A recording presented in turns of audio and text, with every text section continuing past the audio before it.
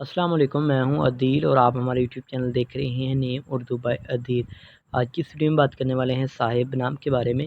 صاحب نام کا معنی کیا ہوتا ہے اور اس نام کے لڑکے کس طرح کے ہوتے ہیں اور اس نام کا لکی نمبر کون سا ہوتا ہے، موافق داتیں کون سی ہوتی ہیں، تو تمام انفارمیشن دی جائیں گی۔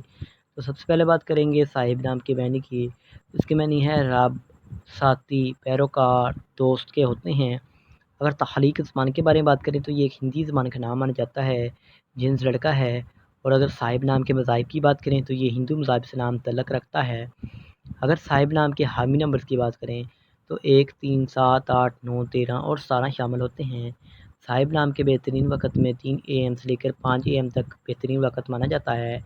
صاحب نام کے موافق دن میں جمعہ اور ہفتہ شامل ہوتا ہے۔